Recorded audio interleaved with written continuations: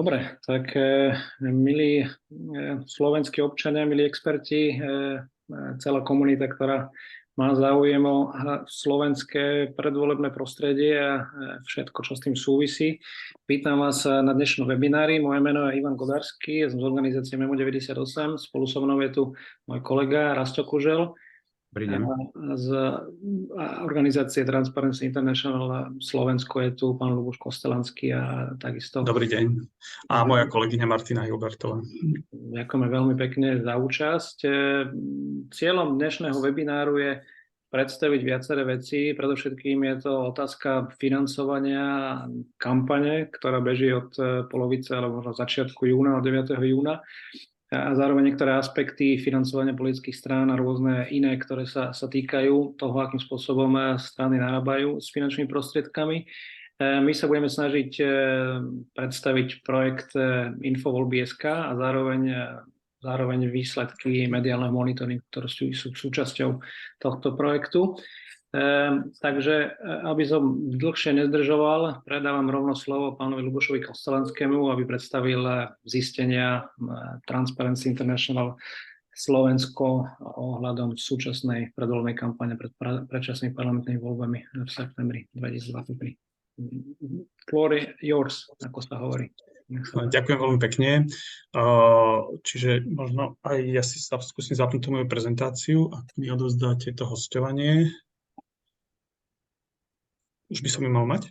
Hostovanie, mali by ste, ja som to už urobil, mali by ste ho mať, skúste. Dobre, tak.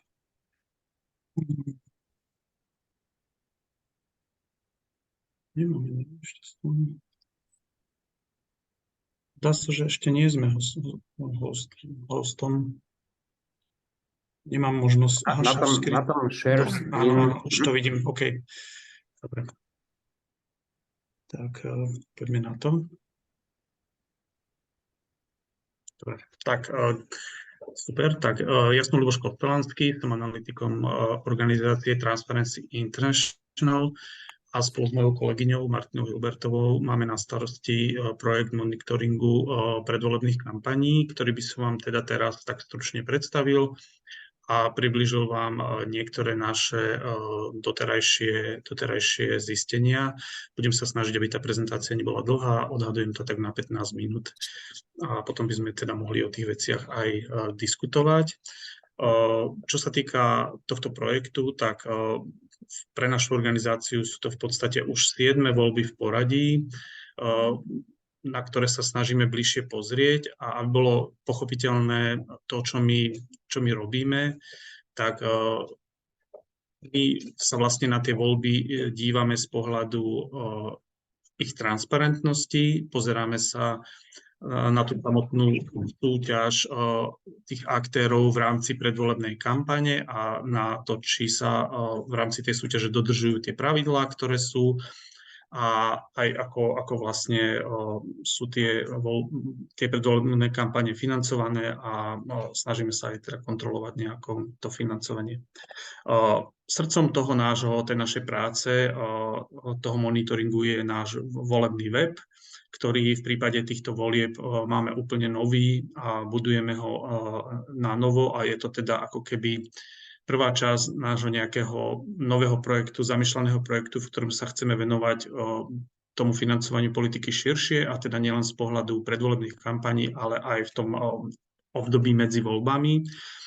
A chceme teda potom na tom webe zhrňať dáta o tom financovaní politiky.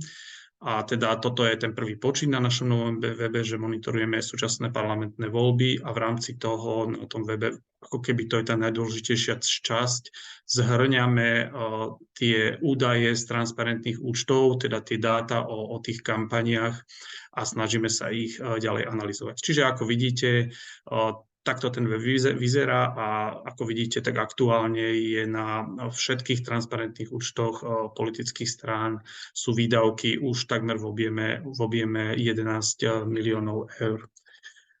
V blízkej dobe, práve momentálne na tom pracujeme, v blízkej dobe pravdepodobne na budúci týždeň predstavíme naše hodnotenie transparentnosti kampaní, kde vlastne sa chceme nejako bližšie pozrieť na to, ako tie strany kampaňujú a nejako ich oznámkovať a zhodnotiť to, čo robia. To, čo vidíte, to nie je reálne hodnotenie, čiže Progresívne Slovensko nedosiahlo skore 77,7%, je to len ako nejaký príklad, ako to asi bude vyzerať, čiže my pokúsime sa tie strany rozradiť do troch kategórií, či vedú transparentnú kampaň, či tam sú nejaké naše výhrady, alebo či vedú netransparentnú kampaň.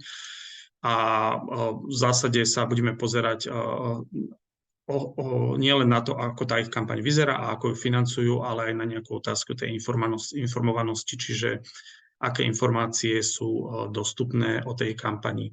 Okrem toho chceme v blízkej budúcnosti predstaviť aj ďalšiu vec, a to je register darcov a veriteľov, ktorý vlastne už máme pokope, akurát to ešte finalizujeme, čo sa týka teda toho programovania webu.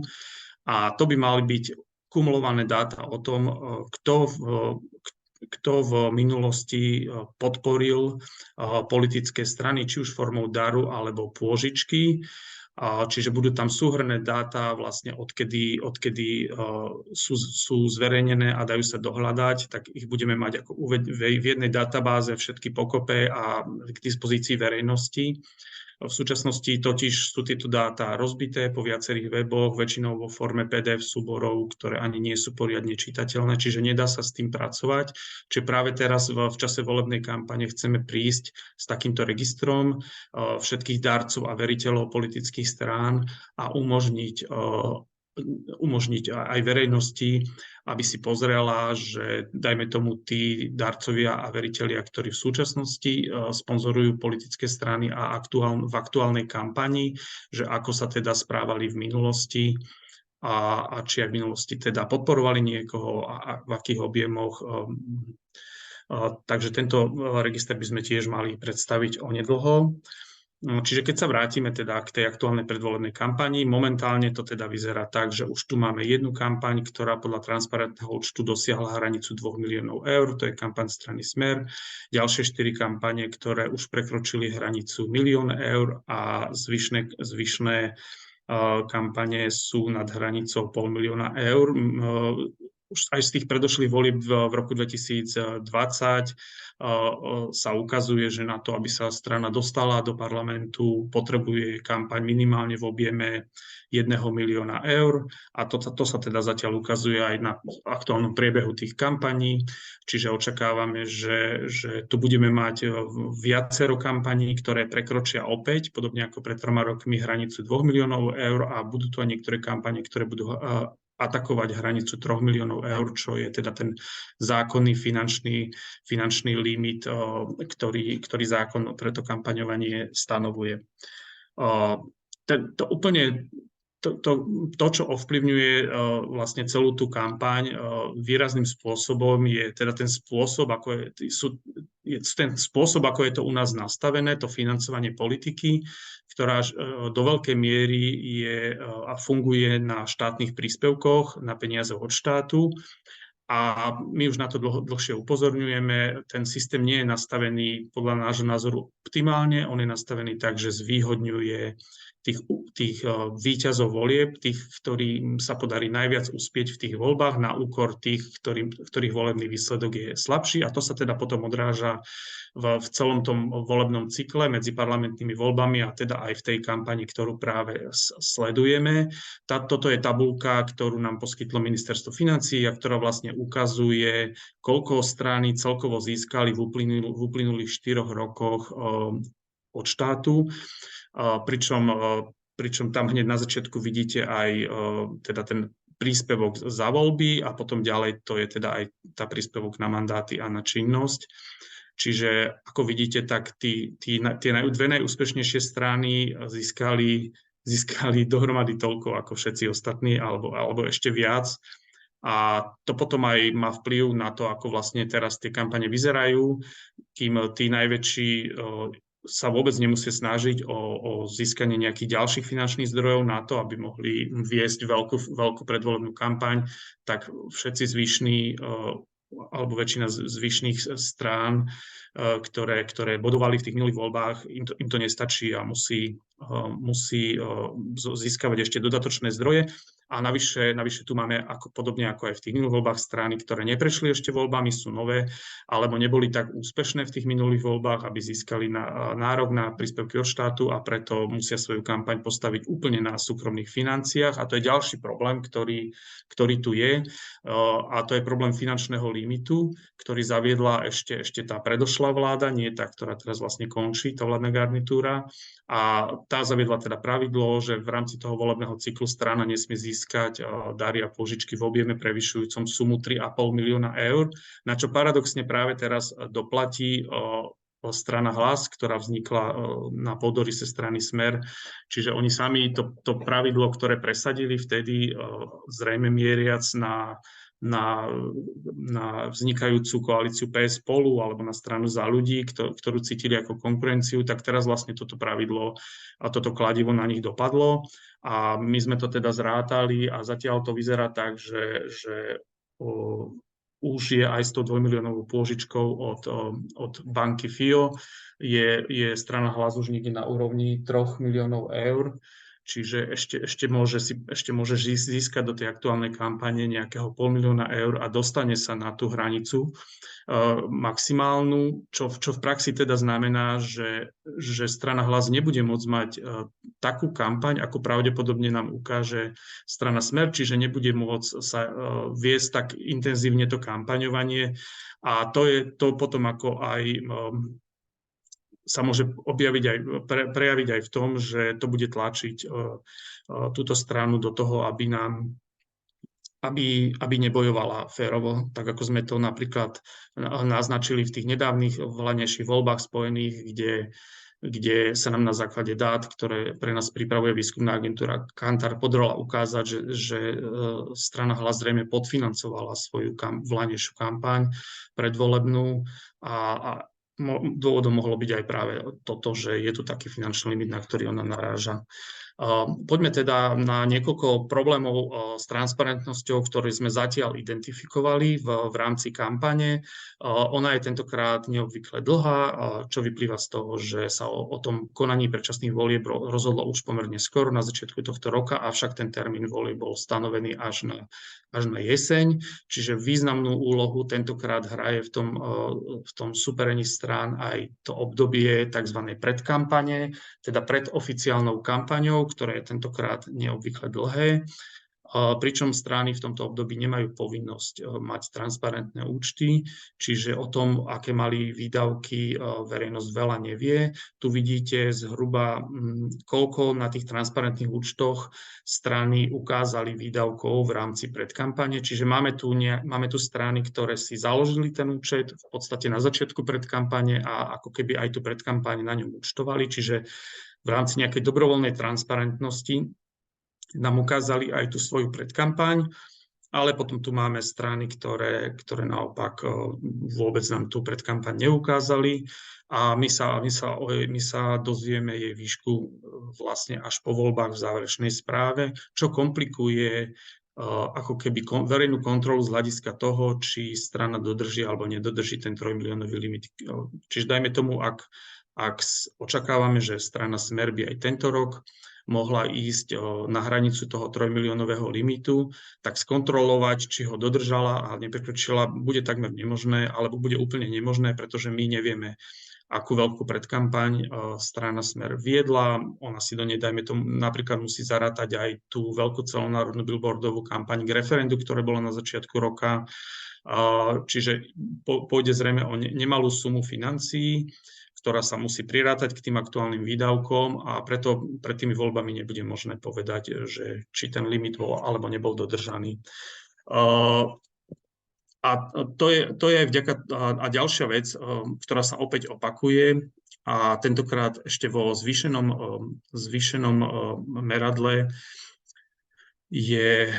sú tzv. Agentúrne výdavky. Hej. Čiže strany majú vo voľbách povinnosť používať transparentné účty a ukazovať nám výdavky na kampane na týchto transparentných účtoch. Tieto pravidlá platia už 10 rokov a strany postupne objavili slabiny toho zákona a napríklad aj my sme už aj po tých minulých voľbách upozorňovali na tieto slabiny a žiaľ nedošlo k žiadnej korektúre týchto pravidiel a tak sa ukazuje, že tentokrát strany ešte vo zvýšenej miere tieto diery, ktoré našli, využívajú. Úplne ukážkovo nám to predvádza strana Smer, ktorá paradoxne práve tieto volebné pravidlá v roku 2014 zaviedla.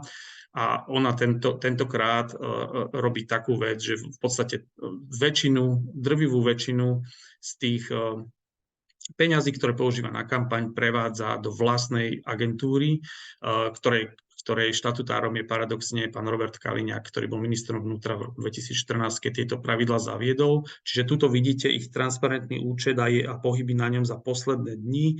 Čiže to sa zopakovalo aj teraz, keď strana Smer 14.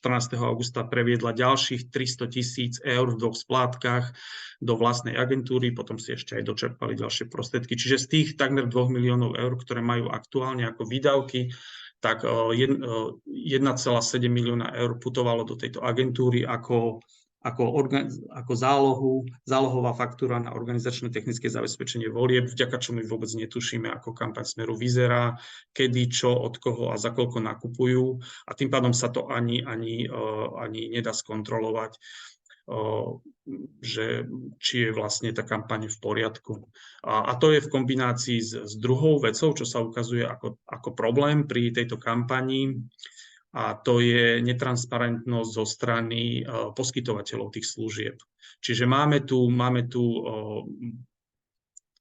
stále platiacu prax, že najväčšie výdavky v rámci kampane idú na nákup billboardov alebo teda vonkajších reklamných plôch, kde ten najväčší hráč, aký na trhu je, a to je spoločnosť Big Media, za ktorú je finančná skupina JNT, vlastní významnú časť, takmer polovicu toho trhu.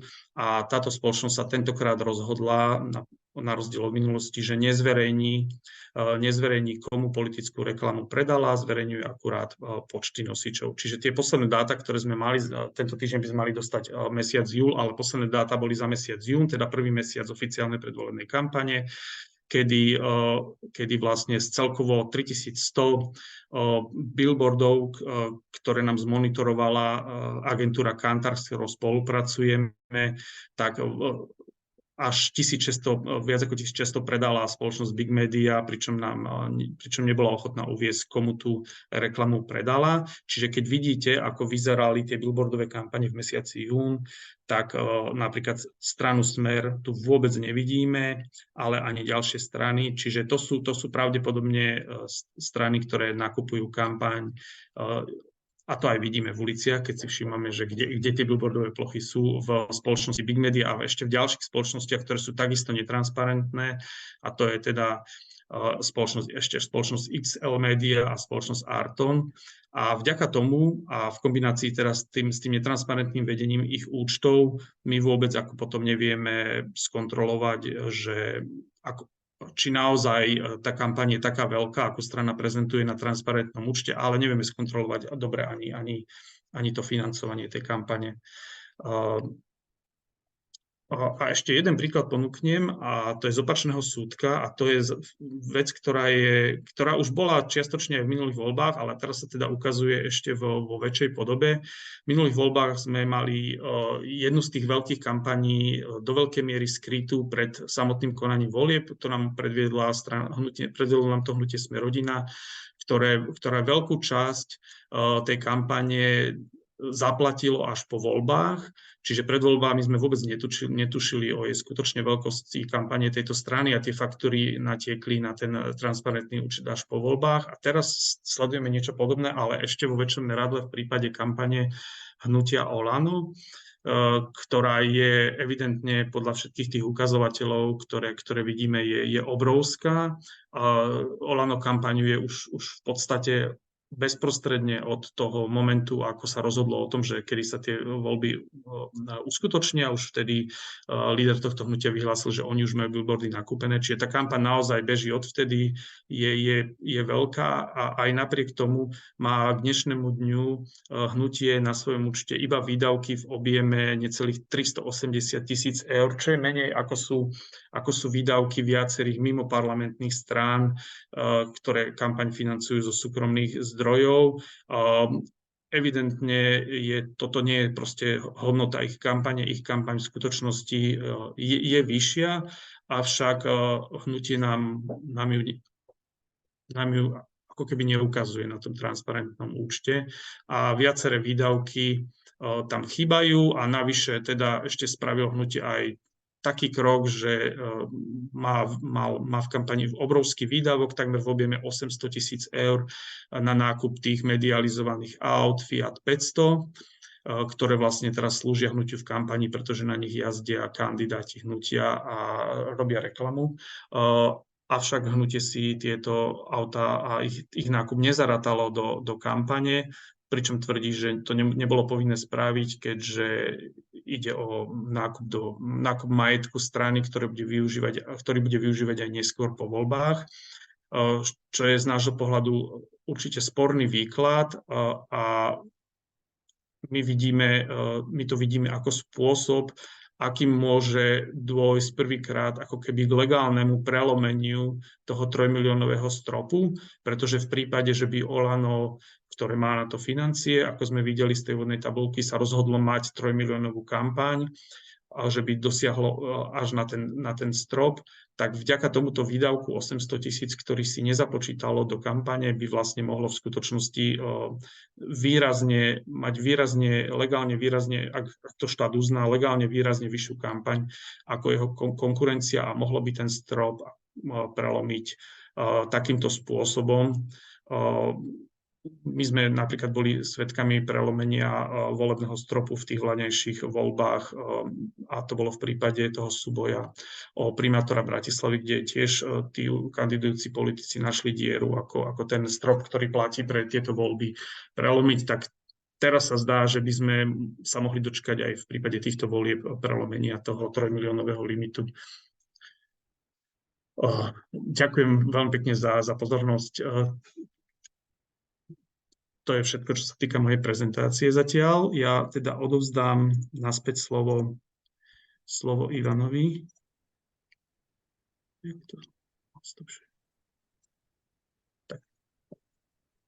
Super, ďakujeme veľmi pekne, Ľuboš. To bola veľmi užitočná a veľmi dátami nabitá prezentácia. Myslím, že aj pani Mogilevská, ktorá medzi tým prišla z Pravdy, s nej mohla ťažiť.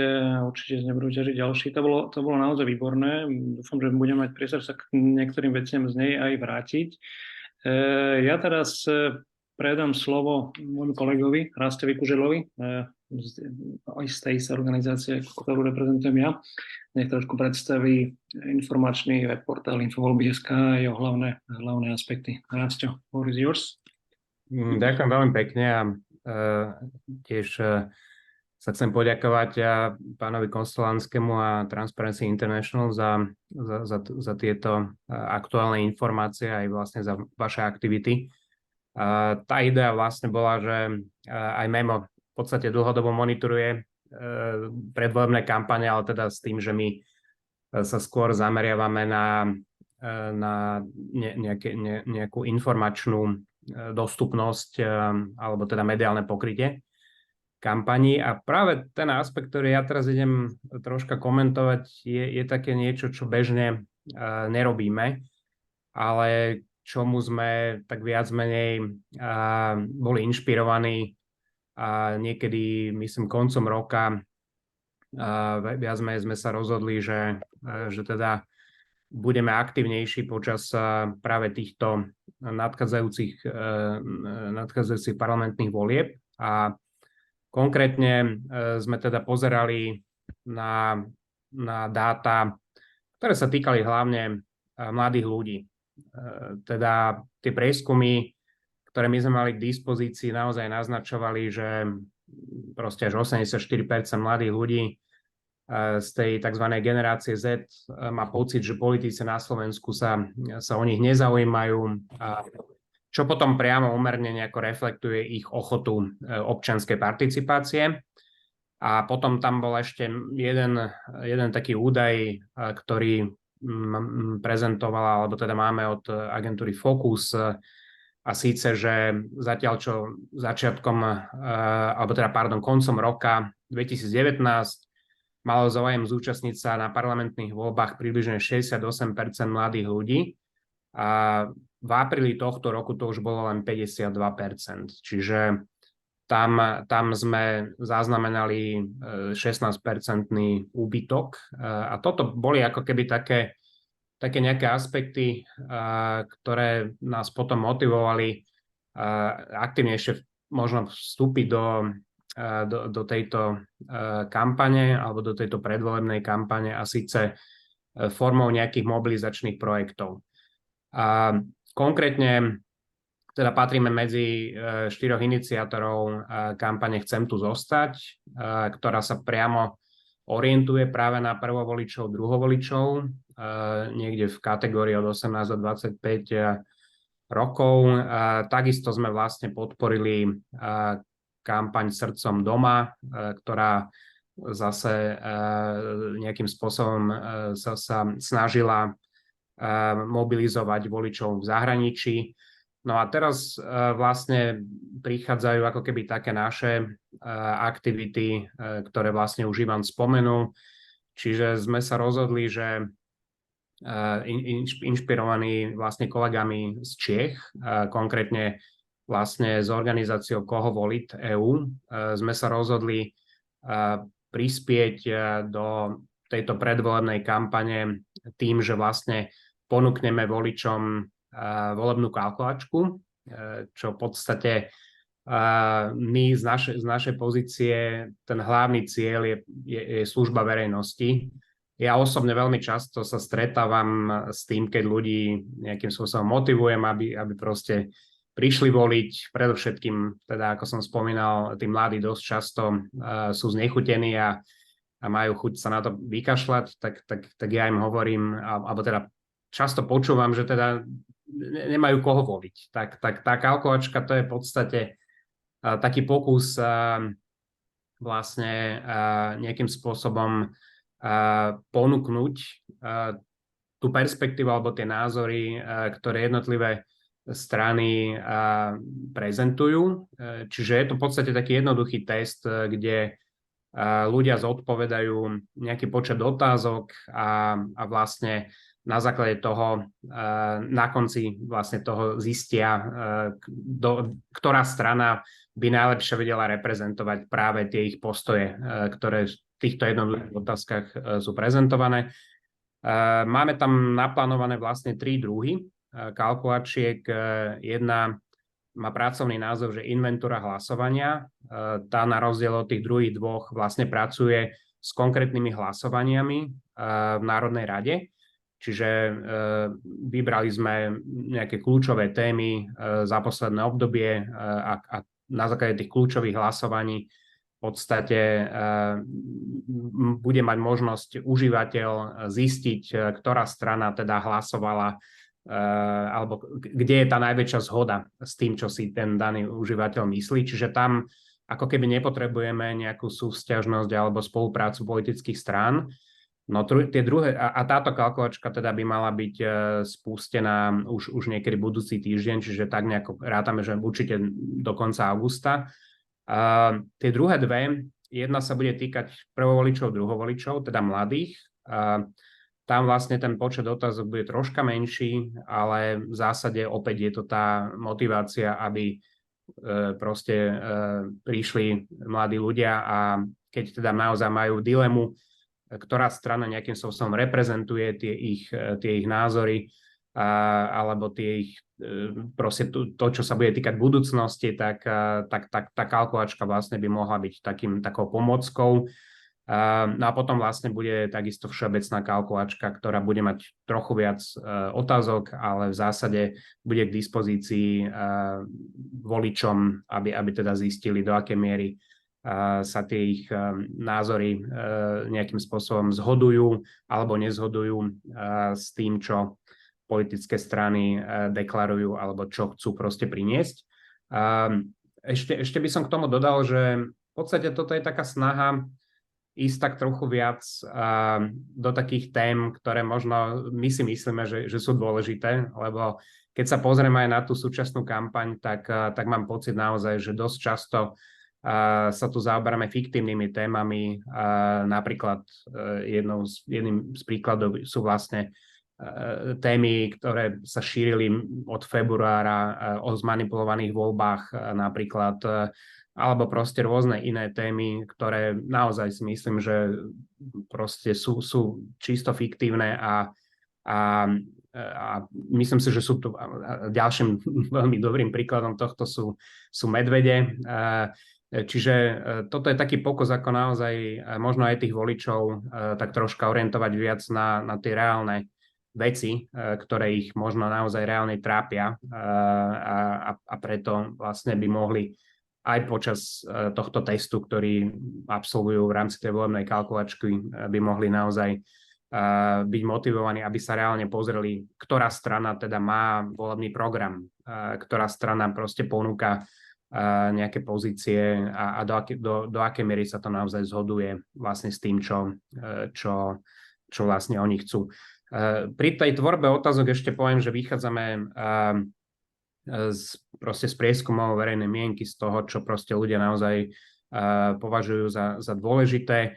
A možno ešte taká posledná vec k tej volebnej kalkulačke, a to je vlastne niečo, kde naozaj čerpáme zo skúseností českých partnerov, ktorí vlastne tieto kalkulačky robia už viac ako 10 rokov v Čechách, ale aj v iných krajinách. A síce niekedy sa objavujú také hlasy, že ten algoritmus, ktorý vyrátáva proste tú zhodu, že môže byť nejakým spôsobom manipulovaný, že proste môže zvýhodniť nejakú konkrétnu stranu. No odpoveďou je úplne jednoduchý test, ktorý si každý môže spraviť, keď odpovie na všetky otázky áno a zároveň potom odpovie na všetky otázky nie, tak jednoducho musí dostať zoznam strán v úplne opačnom poradí. Čiže ak by tam v obidvoch prípadoch vyskočila jedna strana, tak vtedy by tam mohlo dojsť alebo nejakým manipuláciám, ale tým chcem vlastne povedať, že tá transparentnosť nejakého systému, ako sa tento systém alebo tieto kalkulačky tvoria, je vlastne veľmi jednoducho skontrolovateľný hoci ktorým užívateľom. A vlastne ešte poviem možno 2-3 vety k tomu portálu. My sme v minulosti do nejakého 2016. realizovali volebný infoportál Infovoľby.sk. Tam sme vlastne boli inšpirovaní tým, že spolu s kolegami v podstate už nejakých 24 rokov monitorujeme voľby po celom svete a v každej krajine vlastne vždy sme veľmi uvítali, keď bol jeden portál, kde vlastne všetky informácie boli pod jednou strechou. Čiže takýto portál vlastne sme prevádzkovali do 2016.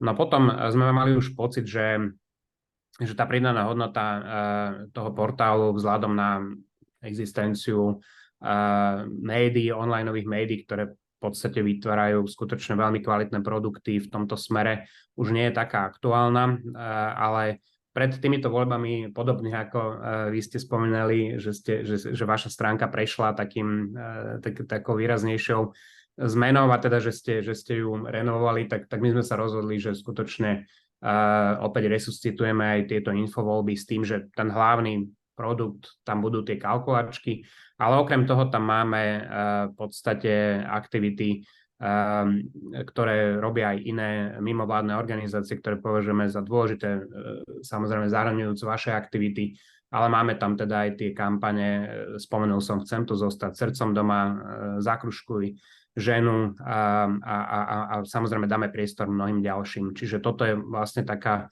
vec a teda samozrejme sú tam proste informácie, ktoré sa týkajú politických strán, od kandidátiek cez programy. Ďalej sa tam budeme zameriavať na kampaň, na billboardy, samozrejme naše mediálne monitoringy máme spoluprácu s agentúrou TASR, čiže tie informácie tam budú v reálnom čase naskakovať alebo už naskakujú. No a takisto vlastne tam je priestor pre tú organizáciu volieb, okienko pre voličov, budeme odpovedať na otázky. Kolega Ivan vlastne pripravil taký volebný manuál, také jednoduchšia forma, ako vlastne ľuďom poskytnúť informácie, to, čo vlastne budú musieť absolvovať, akým spôsobom hlasovať a tak ďalej. Je tam legislatíva, takže to je možno len taká krátka informácia o tom, čo vlastne ešte pripravujeme. A Ivan, myslím, že to je všetko ako z týchto mobilizačných aktivít a vlastne ty budeš vlastne prezentovať tie aktivity, ktoré robíme bežne, a to sú vlastne monitorovacie aktivity. Vďaka. Super, ďakujem veľmi pekne, Rastio. Bolo užitočné predstaviť naozaj tento infoportál a hlavne to, kam možno sme ho teraz nasmerovali, pretože ako Rastio povedal, my sme prvýkrát spustili, myslím, že tam už bolo viac ako 20 rokov dozadu, v roku 2002, ak sa nemýlim, bol náš prvý infoportál, ktorý bol naozaj smerovaný práve na to, aby poskytol naozaj tú komplexnosť, to, čo raz spomínal. My sme participovali naozaj na viac ako 100 volebných pozorovateľských misií v rámci OBSE, ODIHRu alebo Európskej únie alebo aj iných medzinárodných organizácií. Naozaj toto je veľká pomoc, ale nielen pre medzinárodnú komunitu, ale predovšetkým pre voličov, aby nemuseli zháňať informácie po rôznych web stránkach a našli čo najviac pod jednou strechou, aj keď veľmi, veľmi potešujúco naozaj kvitujeme tú rolu médií, ktoré naozaj v tomto smeru plnia tú funkciu, ktorú profesionálne médiá majú plniť, to znamená, informujú voliča naozaj obšírne. Práve preto sme to ale posunuli naozaj trošku do inej podoby. Jedným z tých aspektov je, ako už bol naznačený, je náš mediálny monitoring, ktorý robíme. Ja by som preto iba v krátkosti možno predstavil niektoré zo zistení, ku ktorým sme prišli. My momentálne robíme, povedal by som, taký širší monitoring a to, čo ukážem, sú zatiaľ dáta, ktoré sa týkajú tradičných médií, teda televízií, ale zároveň aj spravodajských portálov. My zároveň sa snažíme monitorovať aj sociálne siete. Výsledky tohto monitoringu budeme takisto priebežne posúvať verejnosti, ale to, čo teraz ukážem, sú vlastne zistenia z dvoch monitoringov. Dovoľte mi začať zisteniami z diskusí.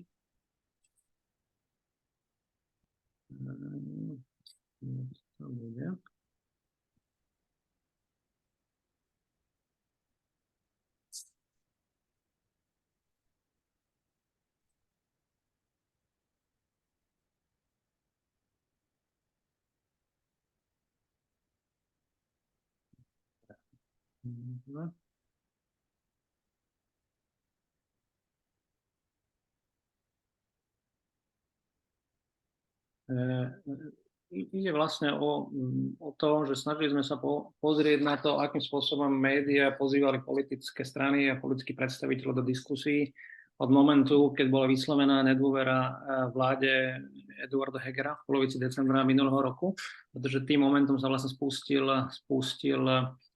ako keby vlak toho, že predčasné parlamentné voľby sa na Slovensku buď uskutočnia, alebo môžu uskutočniť vo veľmi blízkej dobe.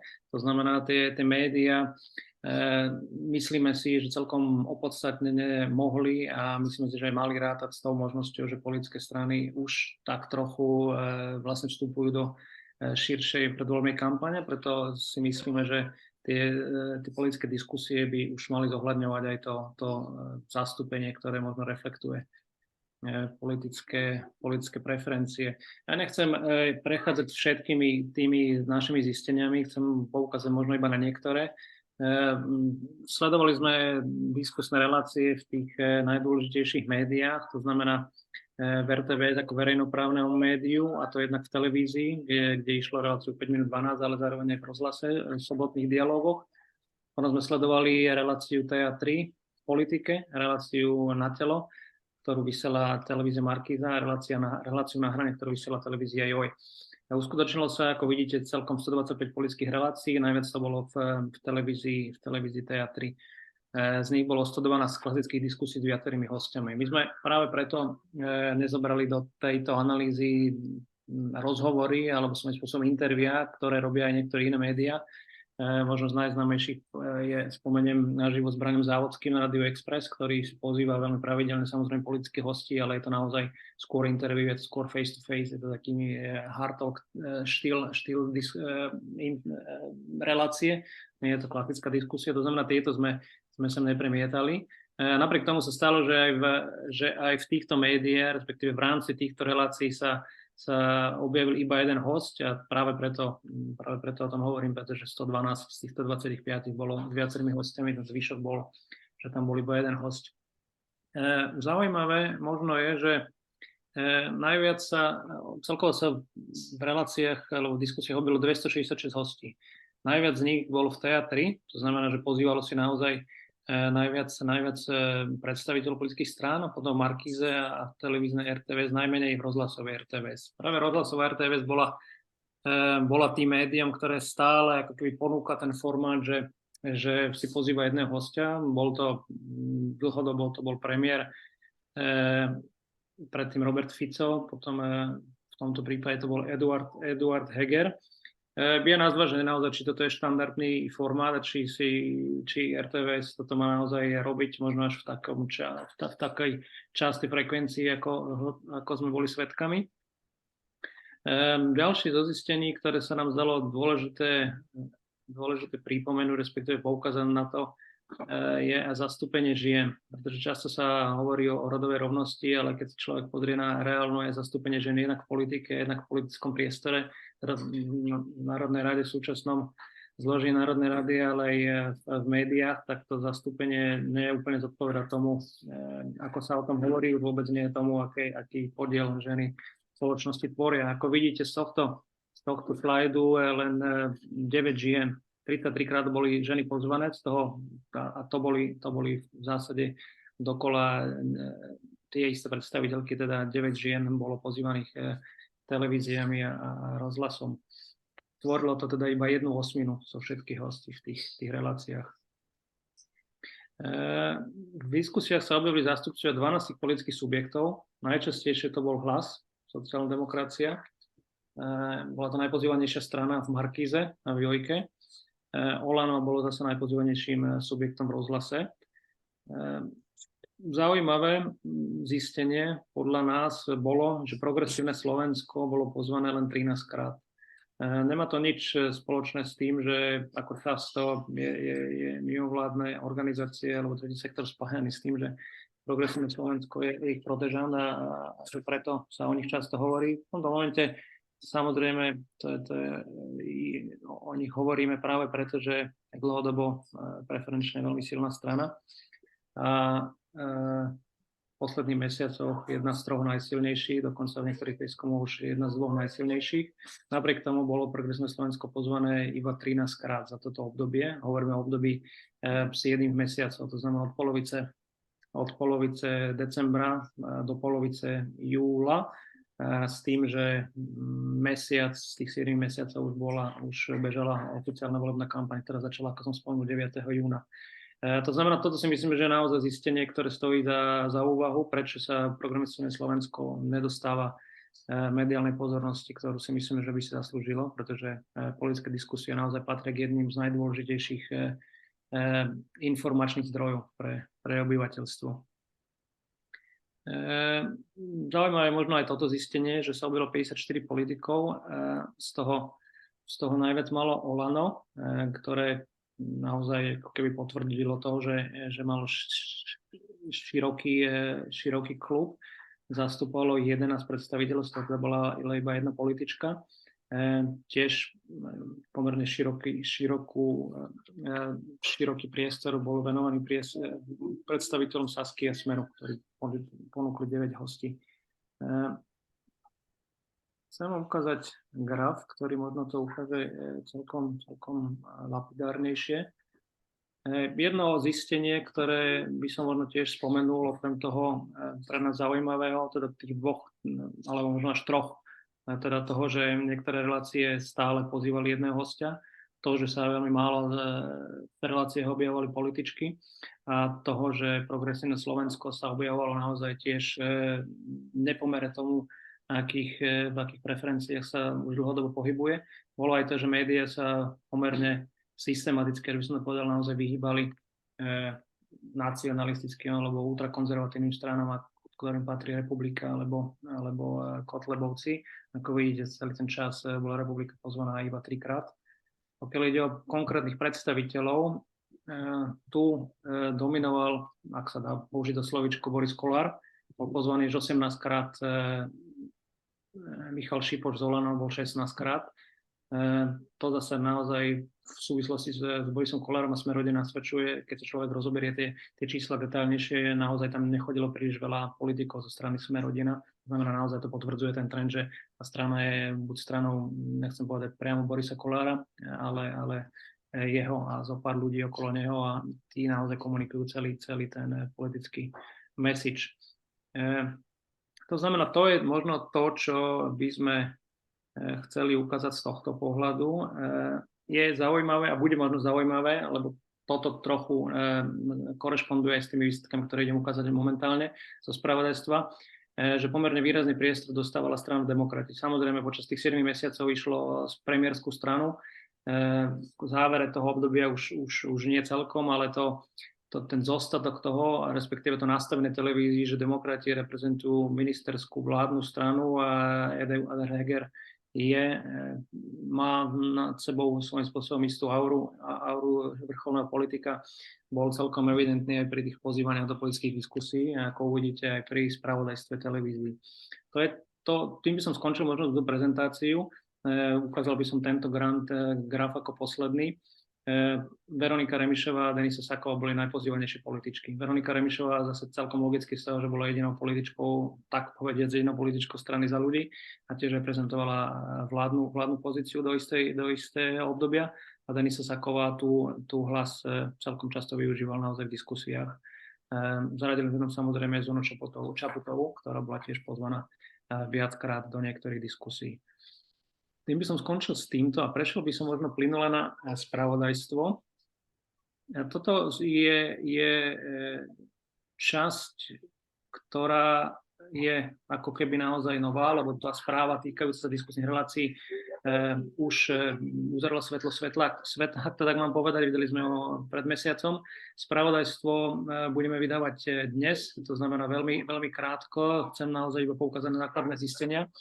A možno metodologicky, aby bolo jasné, čo sme robili, pretože my sme sa dlhodobo venovali pokrývaniu spravodajských relácií. To je to, čo sme naozaj snažili pokryť aj v tejto správe. To znamená hlavné spravodajské relácie 4 najvýznamnejších televízií, verejnoprávne RTVS, TA3 televízie, Markíza a TVJ.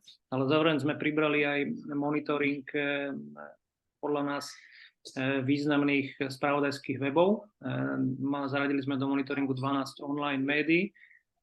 Ako vidíte, sú to aktuality, Čas, Denník N, E-report, Hlavný denník, Hospodárske noviny, Pluska, Postoj, Pravda, SME, Štandard a Topky, aby sme skombinovali rôzne sektory naozaj politického zamerania, respektíve ich popularitu. To bolo to primárne kritérium, aby človek vedel, o čo sme sa odrážali.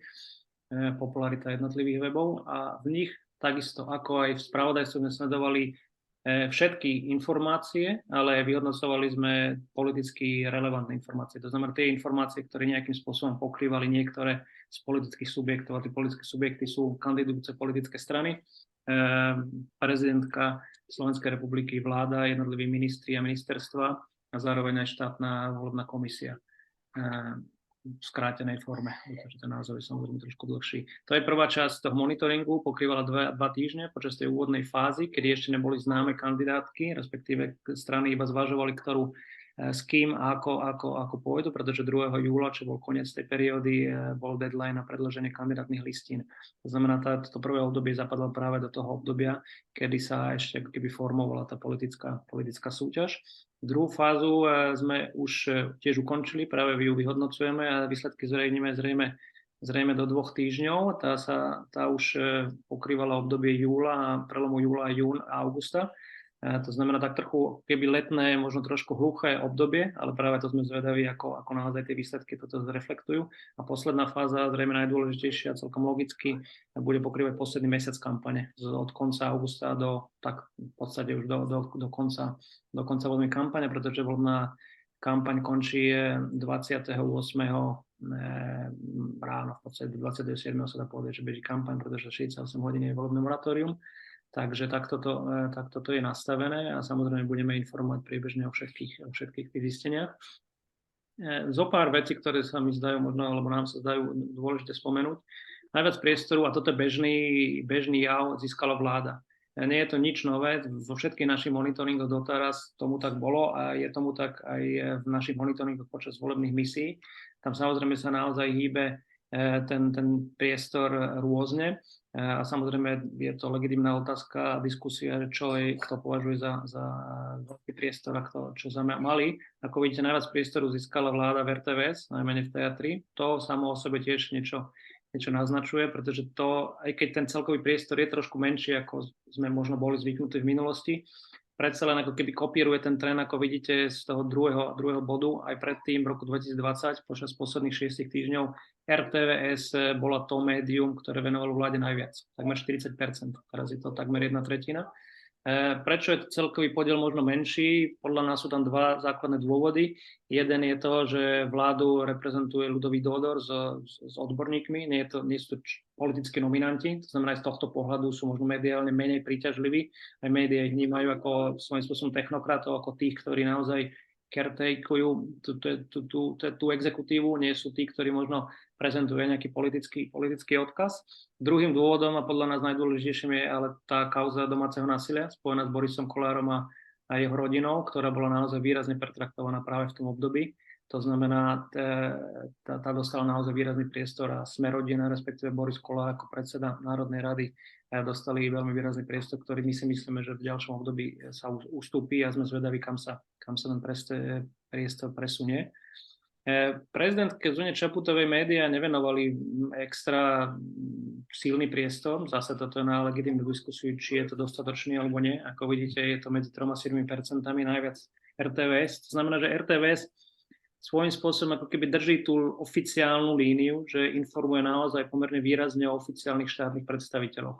Keď sa dáme dokopy RTVS, teda priestor venovaný vláde a prezidentke, prípadne ešte možno iným orgánom, tak ten priestor sa už tak trochu blíži možno až polovici priestoru, čo si myslíme, že je teda pomerne výrazné. Možno 3 veci by som spomenul. Jedna je, že tak ako to bolo naznačené už v tých diskusiách, tu bolo celkom evidentné, že demokrati sú veľmi výrazne zastúpení v spravodajstve médií, a to v podstate naprieč televíziami aj online médiami. Stále ich médiá vnímali naozaj ako dôležitú stranu, ako stranu ministrov, premiéra, ako stranu, ktorá hrá významnú úlohu. A sme zvedaví, ako sa toto naozaj posunie a či sa to posunie v nasledujúcich fázach, pretože jedna vec sú prieskumy, druhá vec je naozaj relevantnosť predstaviteľov daných strán. To znamená a udalosti, ktoré sa dejú, pretože to by samozrejme malo byť hlavným kritérium pre médiá, aby sa venovali tomu, čo sa naozaj v spoločnosti deje a na to našli adekvátnych hostí. Ako vidíte, ten priestor venovaný Smer-rodina bol veľmi výrazný. Pre Borisa Kollára spojení aj so stranou to bolo dokonca takmer až 17%, čo znamená, keby sme hovorili iba čisto o stranách, tak najviac. Pokiaľ ide o opozičné strany, tým sa televízie nevenovali príliš veľa. Ako vidíte, Smer mal v priemere 7%, čo len chcem povedať, tých 7% človek si to vždy porovnáva s tými prieskumami, trošku to ako keby je zavádzajúce a v našich grafických zisteniach to aj odlíšime. Toto je samozrejme aj v kombinácii s vládou a prezidentom. To znamená, že keď by sme to očistili od týchto oficiálnych, tak ten údaj narastie, pretože v prieskumoch majú strany všetky viac, ale tam samozrejme sa nepýtajú na preferencie oficiálnych orgánov. To znamená, to treba mať na pamäti, keď sa na tie čísla pozeráme. Napriek tomu je to 6,7 v porovnaní s koalícia Olano bola okolo 11%, Saska okolo 8%, Smer-rodina aj s Borisom Kollárom 17% a demokrati okolo 7%. To znamená, je to v podstate ešte menej ako tieto vládne strany. Progresívne Slovensko a Hlas boli naozaj podľa nás veľmi, veľmi málo zastúpené, okolo 3%. Mimo parlamentné strany, ktoré spomíname, dokonca ešte menej. V online médiách to bolo nie dramaticky iné, ale predsa len iné. Vláda mala menej ako v televíziách, prezidentka naopak viac. A zároveň je dôležité možno pozrieť sa na toto zistenie, že aj opozičné strany tu mali viac. Samozrejme, toto sú priemerné čísla a ja nechcem chodiť teraz z média do médií, pretože ich je dokopy 16, ale samozrejme tie grafy potom ukážu všetky médiá rozdielne. Samozrejme aj ten priestor môže často klamať a preto to je to, čo by som spomenul možno aj ako jednu z posledných vecí je, že vždy pri tých monitoringoch sa treba pozerať na obidve stránky zároveň. Aj na kvalitu, aj na kvantitu, a respektíve na spôsob prezentácie, aj na priestor venovaný politickým subjektom. Pretože niekto môže mať veľa, ale môže byť pozitívne prezentovaný, niekto môže mať rovnako veľa a môže byť iba kritizovaný. To znamená, to je napríklad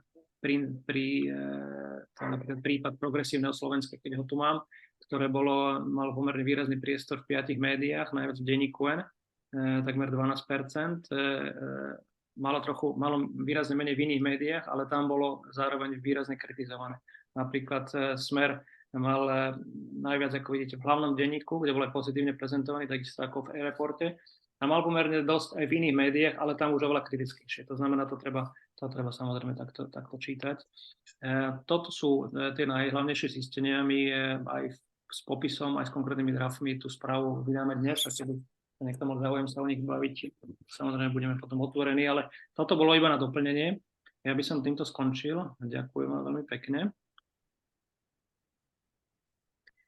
A zároveň by som teda možno plynule nadviazal na to, čím sme začali prezentáciou fungovania politických strán z pohľadu ich financovania, z pohľadu vedenia kampane a aj transparentnosti, pretože ten webinár sme ho plánovali, že bude mať približne 75 minút, maximálne naozaj možno 90, to znamená, máme nejakých 10-15 minút.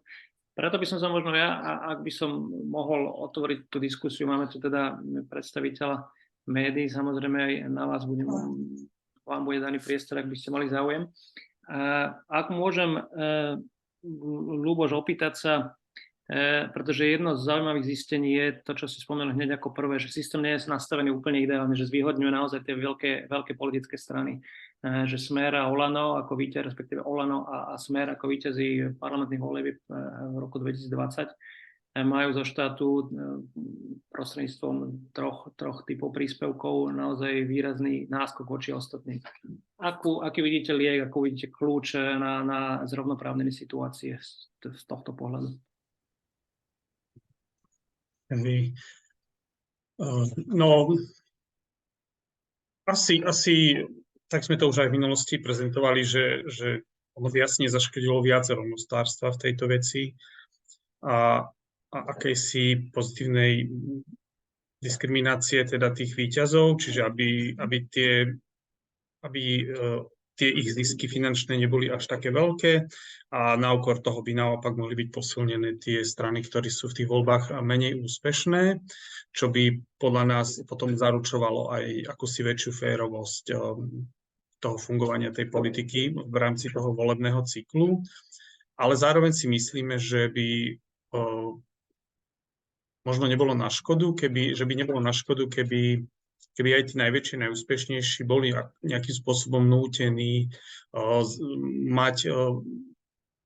mať v rámci svojich stranických financií aj nejaké súkromné zdroje, teda uchádzať sa o nejakú priazeň sympatizantov a budúcich voličov alebo voličov aj týmto spôsobom.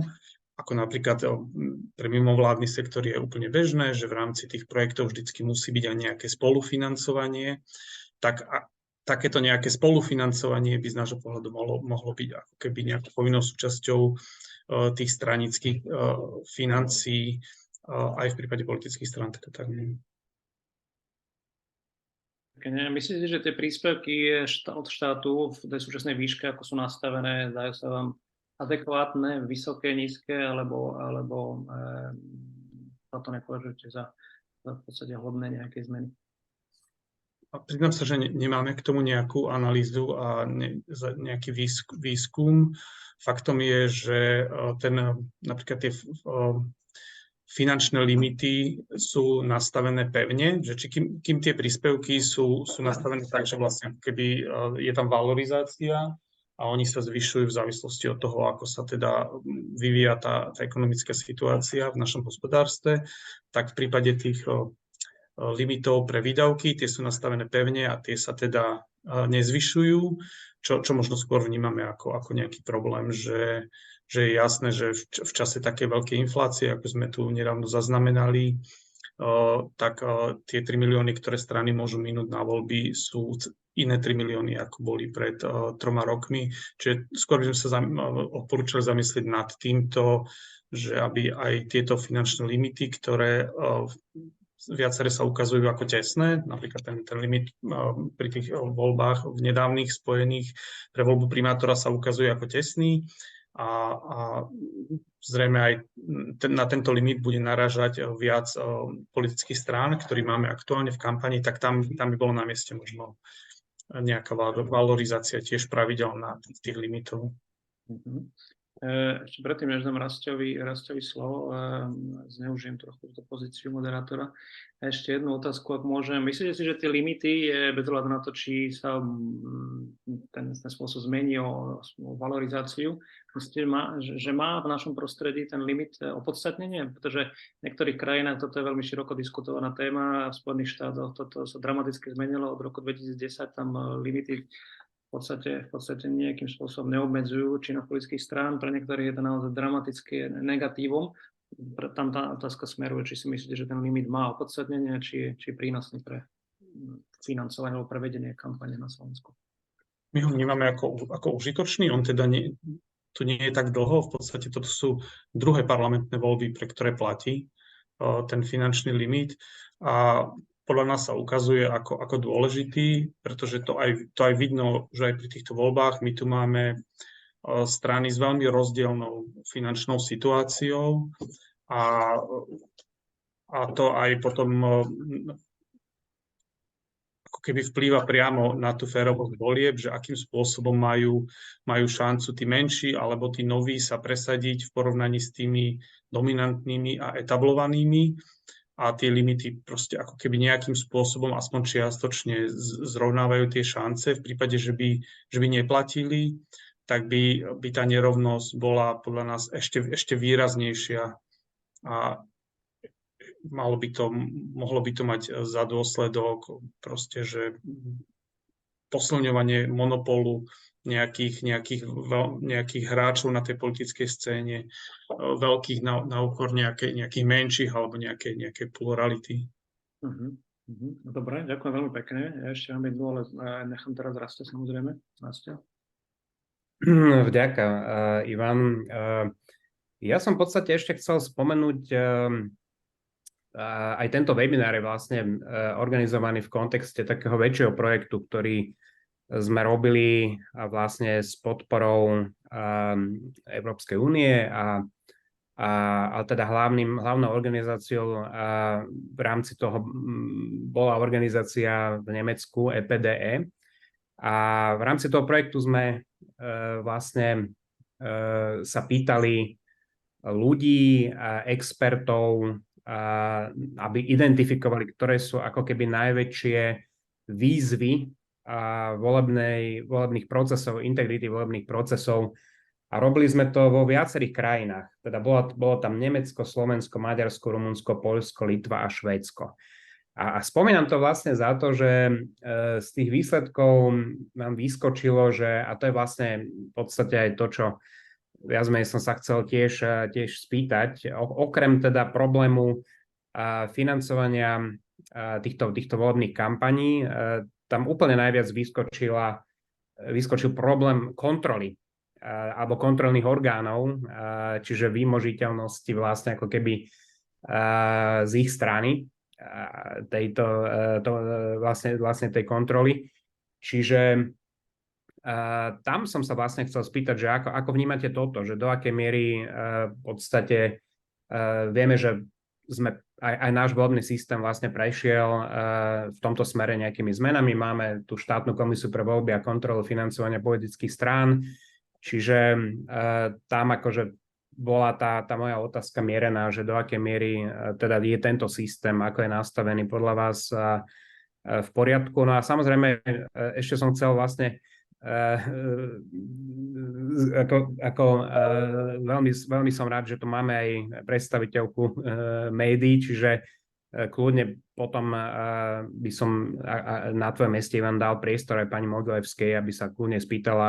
Mali sme tu dlhšie prezentácie, čiže sme radi, že ste tu a kľudne sa potom pýtajte na otázky vlastne k tým prezentáciám alebo hoci čomu inému.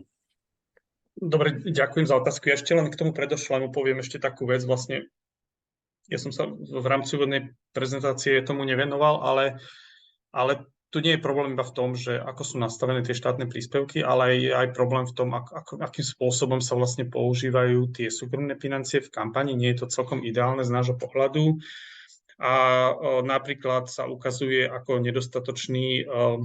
nedostatočná tá úprava, ktorá prikazuje stranám, ako majú informovať o tých veriteľoch. Čiže máme tu v tejto kampani veľmi veľké pôžičky. Tu 2 miliónovú si vzala strana Hlas, potom tu máme 600 000 pôžičku, ktorú si vzala v banke, ktorú si vzalo hnutie KDH a máme tu potom ďalšie veľké pôžičky od fyzických osôb na úrovni 500 000 alebo 100 000, pričom strany sú síce povinné, ale až v lehote 1 mesiaca zverejniť, že si takú pôžičku vzali, čo v kampani je pomerne dlhá doba, ten 1 mesiac. A zároveň nie sú povinní zverejniť, dajme tomu, údaje o ručení za túto pôžičku, čo je teda predmetom diskusí. A to je napríklad, čo si myslíme, že by teda malo byť viac informácií o tých úveroch, ktoré si strany berú, aby teda sa rozptýlili pochybnosti ohľadom financovania takýchto kampaní. Dobre, a teraz k tej kontrole. My si vnímame toto ako ešte väčšiu slabinu, ako to, o čom sme rozprávali, teda o tých pravidlách, čo sa týka kampaňovania a transparentnosti, pretože u nás je to nastavené tak, že v podstate takú tú hlavnú kontrolu toho priebehu tej volebnej kampane a tú dodržiavania tých volebných pravidiel má u nás na starosti ministerstvo vnútra a jemu podriadené okresné úrady. A to vnímame ako problém, že je vlastne takáto právomoc zverená ako keby politickému orgánu, lebo ministerstvo je orgán riadený zhora politicky nominovaným ministrom a zrejme bolo v kampani problém, keby ministerstvo vystupovalo aktívnejšie, aby zasahovalo voči niektorým aktérom v tej kampani. A to by mohlo byť problémom kontroverzií. V súčasnosti tá situácia je taká, že ministerstvo si zrejme toto uvedomuje a tá kontrola, ktorú ono robí v rámci tej kampane, je veľmi, veľmi konzervatívna a v podstate ako keby ani nejako určite nevinúcujú dodržiavanie tých pravidel aktívne a aj čo sa týka podnetov, ktoré my sa snažíme zasielať, tak tam rozhoduje väčšinou s veľkým časovým odstupom, často až po voľbách, nejaké veľké sankcie ani nebývajú ukladané. Čiže z nášho pohľadu tá kontrola tých volieb alebo tých predvolebných kampaní je nedostatočná. A ako riešenie, ktoré dlhodobo navrhujeme, je proste, a koniec koncov aj sa tu o tom hovorilo, je zriadenie nezávislého orgánu, ktorý mal na starosti možno nie len predvolebné kampane, ale všeobecne aj financovanie politiky a bol by oddelený priamo od ako keby štátu a dalo by sa od neho očakávať potom a vyžadovať aj ako keby nejaké aktívnejšie sa zapojenie do tej kontroly a aj nejaká efektívnejšia kontrola. Veľmi pekne ďakujem na to. Iba jednu podotázku k tomu a potom dáme sa pani Mogilevskej. Myslíte si, že posilnenie kompetencií súčasnej štátnej komisie pre voľby nie je tou cestou? Vnímate ju tiež ako svojím spôsobom politický orgán? Ona je tak koncipovaná, ale možno nie je úplne čisto. Myslíte, že toto nie je cesta, že posilnenie toho kontrolného mechanizmu to prostredníctvom štátnej komisie, alebo teda naozaj uprednostňujete úplne nový orgán? Áno, my sa skôr prihovárame za úplne nový orgán. My nevnímame celkom šťastne to, ako je to nastavené. Jednak ide o to, ako je vlastne tá komisia vytváraná, že teda tam majú svojich zástupcov samotné politické strany, ktorých tam nominujú a v mnohých prípadoch aj sme na to poukazovali v minulosti. Ide o ľudí, ktorí nie sú odborníci, ale sú to priamo ľudia zviazaní s tými politickými stranami. De facto potom ako keby z toho vyplýva, že aj v týchto veciach tí politici rozhodujú potom ako keby sami o sebe a to vidíme už napríklad pri teda kontrole ich majetkových priznaní, že to nefunguje, keď politici rozhodujú sami o sebe. Táto komisia je potom vždy zriadená len na 4 roky a po každých parlamentných voľbách sa vykreuje na novo, čiže aj toto je problém, že sa ten jej mandát takto prekrýva s tými volebnými cyklami. Čiže takýto model sa nám nejaví ako optimálny. Veľmi pekne ďakujem. Neviem, pani Mogilevská, je tu priestor, máme stále zo pár minút. Chceli by ste niečo doplniť, niečo sa opýtať, buď pána Kostelanského, kolegyne, alebo nás, alebo niečo úplne iné?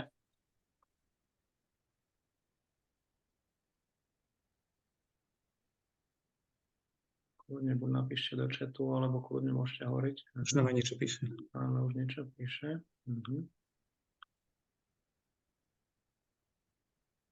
Aha, tak nie. Dobre, tak necháme tak. Samozrejme, ako sme už naznačovali na začiatku, my plánujeme tento webinár, respektíve túto holodiskusiu zverejniť a bude verejne prístupná všetkým, to znamená, my sme otvorení všetkým ďalším komentárom a ďalším diskusiám, ale ak máme teda ešte chvíľu, ja by som sa ešte opýtal vás. Možno aj my ak by sme sa mohli opýtať, lebo nás samozrejme veľmi zaujala tá vaša prezentácia a dajme tomu pred tými minulými voľbami to bolo v prípade toho verejnoprávneho média nášho RTVS tak, že zvýhodňovalo vtedy jednu konkrétnu stranu, to bola Slovenská národná strana v rámci tej predvolebnej kampane v spravodajstve. Či z tých vašich čísiel, ktoré teda máte z tej vašej analýzy, vyplýva, že niečo také, že by aj tentokrát mohol byť niekto zvýhodňovaný, alebo máte dojem, že tentokrát je tá práca na RTVS v poriadku? No, ďakujem za tú otázku. Priznám sa, že sami sme zvedaví. Má to možno dve časti. Jedna je tá diskusná, tam ako som naznačil, môžeme si sem priniesť priamo ten graf RTVS, aby sme sa o ňom povedali, lebo ja som ukazoval tie všeobecné. Môžeme sa o ňom porozprávať. Tu je. Dobre, toto je analytičky, to je RTVS. Toto je, ako to vyzeralo v diskusiách dokopy, aj teda o 5 minút 12 za sobotné dialógy. Ako je vidieť, Olano malo celkom, ja som povedal, že jasne, ale predsa len 19 krát zastúpenie v diskusiách. Demokrati za ľudí a Sme rodina, Saska svojím spôsobom tiež pomerne výrazne, keď sa teraz zmeňuje na drobné. Politickí predstaviteľ, respektíve RTVS, političky, nerobili sme sa separátne.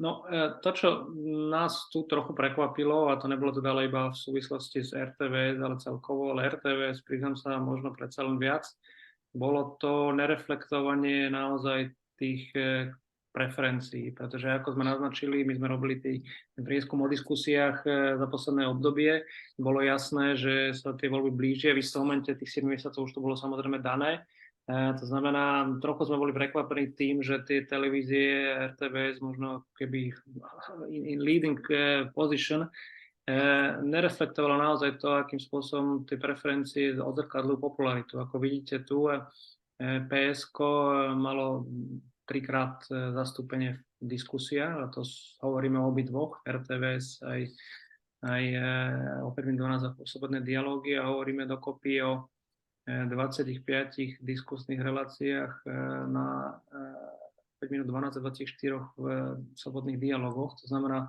to sa nám zdalo extrémne nízke. Je možné, že toto bol naozaj mód, ktorý bol ako keby dobiehajúci. Uvidíme, ako to bude počas leta. To spravodajstvo nenaznačovalo nič dramatické, nebolo by som žiadnu preferenciu, ale to, čo som už naznačil, a to sa týkalo viacerých televízií, možno výnimkou bola predsa len TA3 tu, keď si človek pozrie TA3, tá sa nám zdala, že naozaj kopírovala tú situáciu najviac. tu je vidieť, že napríklad PSK tu bolo 5 krát pozvané, to znamená, už bolo trošku vyššie v porovnaní s tými inými televíziami. A to je možno to, čo by som iba povedal, že Teatry sa snažil možno o trošku iný prístup počas tých 7 mesiacov. V tom spravodajstve pokračovalo to, čo tieto diskusie ako keby naznačili, že tá nechcem povedať dominancia, ale predsa len dôležité miesto pre strany vládnej koalície plus vláda samostatne stále je viditeľná. Hovorím, bolo to ešte obdobie konca pôsobenia parlamentu, vláda ešte bola čiastočne in, čiastočne out. Bolo to trošku prechodné obdobie, ale práve preto sme boli zvedaví. To znamená, nechcem hovoriť úplne o trendoch, preto som zvedavý naozaj na to letné a samozrejme na to tretie obdobie, teda najdôležitejšie posledného mesiaca. Veľmi rád by som bol samozrejme, aby nič také sa nepotvrdilo. Boli sme v tomto úplne na rovnakej strane barikád, ak tak mám povedať. To preferovanie Andreja Danka SNS pred minulými voľbami pánom Rezníkom bolo nežiaduce, ale šokujúce do istej miery. To znamená, nič podobného nevidieť, ale istá konzervatívnosť, ak to tak mám povedať, prístupu RTVS tam je. Kam sa to RTVS posunie počas kampane, naozaj horúcej kampane, to sme zvedaví sami. Rásťa, ty si chcel tiež niečo? V podstate len by som to nejako doplnil, možno troška kontextuálne. Samozrejme, teraz je ešte skoro akože rozprávať o tom, keďže taká tá najhorúcejšia časť kampane nás ešte čaká, ale zatiaľ ja som mal teda pocit, že možno na rozdiel od minulosti pod súčasným vedením minimálne som registroval zatiaľ takú väčšiu odolnosť voči tlaku zo strany politických strán, čo teda dáva taký mierny optimizmus, že by to RTVS-ka mohla ustať. Ale poukážem ešte aj na to, čo sme v podstate aj spoločne s vami a ešte s reportérmi Bez hraníc vlastne v minulosti, na čo sme apelovali, a to je vlastne práve aj veci, ktoré sa týkajú financovania RTVS-ky a vôbec také možno hĺbšie reformy, ktoré sme možno očakávali aj počas tej minulej vlády. A tam som možno troška menej optimistický, respektíve uvidíme. Toto bude ako podľa mňa reálny test zrejme až po voľbách, do akej miery tá verejnoprávna televízia bude schopná ustať teda aj toto obdobie povolebné a teda to formovanie nejakej novej vlády. Čiže tam som ja sám zvedavý, že do akej miery ten inštitút ako taký, lebo napríklad, keď si pomôžem tou paralelou s Českom, tak tam sa dá povedať, že tá televízia dokázala ustať ako keby naozaj aj takéto ataky zo strany aj vtedajších vládnych činiteľov. Takže pre mňa toto ostáva s takým otáznikom. A teda nie som úplne presvedčený, že to, akým spôsobom sa nastavilo to financovanie, že to bola tá najlepšia alternatíva, ale uvidíme. Budúcnosť nám ukáže. Vyzerá, že RTVS celkom ako keby naozaj na pozitívnu notu, doplním iba Rasce, že mám pocit, že sa snaží keby odolávať aj takým ako keby extrémistickým postojom, ktoré niekedy zaznievali. Samozrejme, oni sa tam objavovali aj teraz, ale pri tých diskusiách bolo celkom evidentné, že tie ultrakonzervatívne strany nemali priestor. A to si myslím, že je celkom dôležité, aby naozaj médiá, verejnoprávne médiá, to skôr sa postavili naozaj za hodnoty demokratického zriadenia a akákoľvek strana, ktorá toto spochybňuje, jednoducho